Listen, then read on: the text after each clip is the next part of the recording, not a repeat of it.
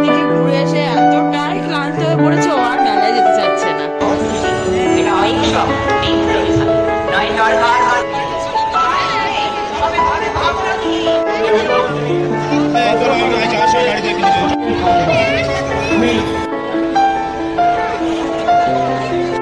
Hello everyone, welcome back to our channel lazy শ্লোক। আজকে রবিবারের সকাল, আশা করছি তোমাদের এই ব্লগটা দেখতে ভালোই লাগবে।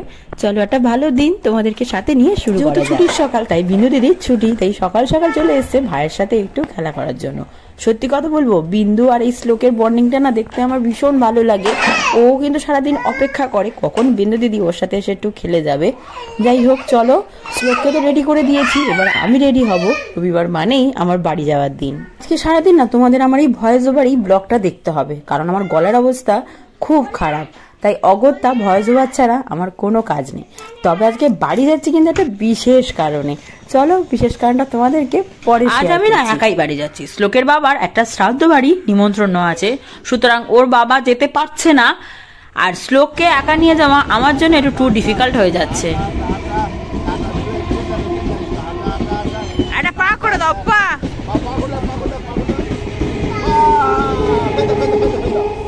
বল কাঁদ দেবো, চলে গেল। ডাকবি তো আবুদুর, ডাক।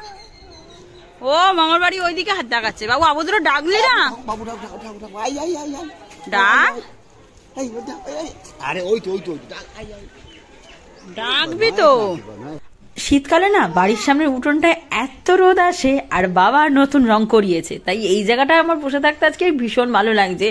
আমি যেখানে, শ্লোক সেখানে, নতুন কিছু নয়, আর নতুন উঠোন পেয়ে দুষ্টুমিরা শেষ নেই। নাচো। কিছুক্ষণ রোদ খেয়ে আমার ভালোই খিদে পেয়ে গেছে, তাই তাড়াতাড়ি দুপুরে লাঞ্চ করতে বসে গেছি। আর আমার মা শ্লোককে ঘুম পাড়াচ্ছে। এই দৃশ্যটা না অনেকদিন পর আবার আজকে দেখলাম। এবারে বলি আমার বাড়ি আসার মেন কারণ, এই যে সমুদ্রের কাঁকড়া। আমি সত্যি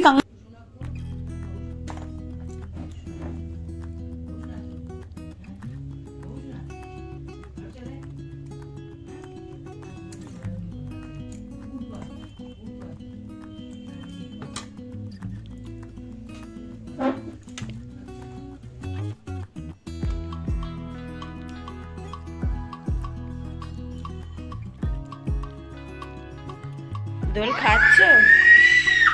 এই তো আমি। মা কোথায় যাব?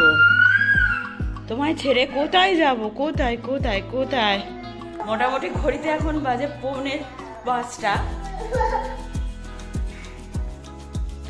গলার অবস্থা এতটাই খারাপ যে সকাল থেকে আমি কোনো কথাই বলিনি। একটাই কারণ, গলাটা ভীষণ রকম ভাবে ভেঙে গেছে, ধরে গেছে।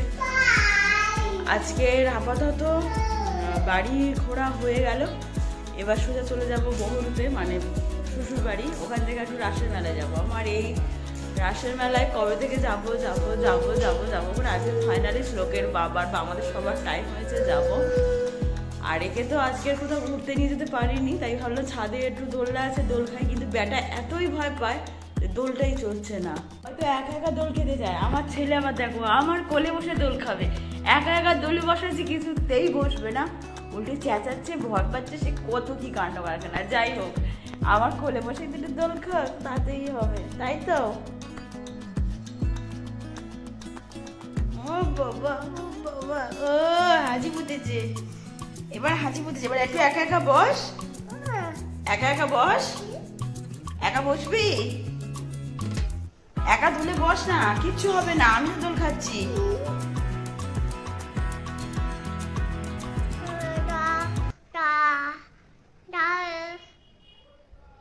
গান করবি তো কর।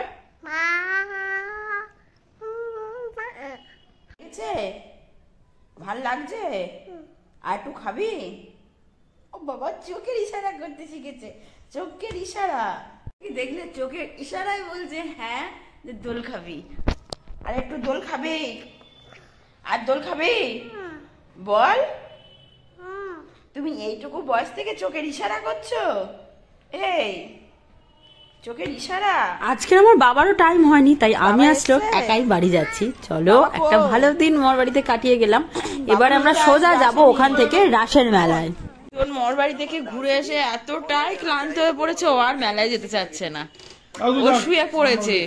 রেডি হয়ে এসেছিলাম, আমার রেডি হওয়ার কিছু নেই, শুধু একটু সোয়েটার পরবো, গলায় একটা ভালো মোটা দেখে স্কার্ফ দেবো, কারণ গলাটা ভীষণ ব্যথা।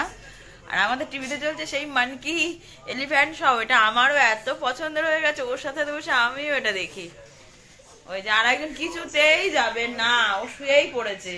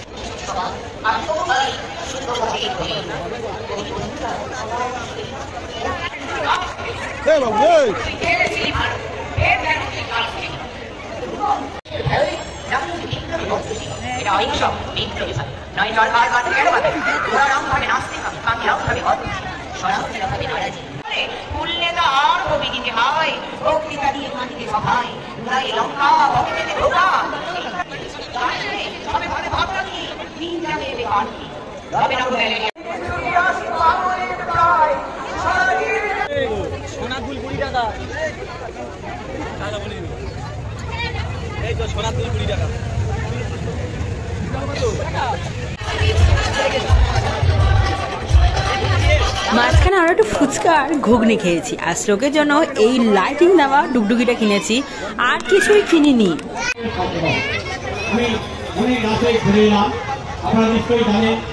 পুরো 6:30টার সময় বাড়ি থেকে বেরিয়েছি, আর 7:10 বাজে এবার মেলা ঘুরে বাড়ি চলে যাব।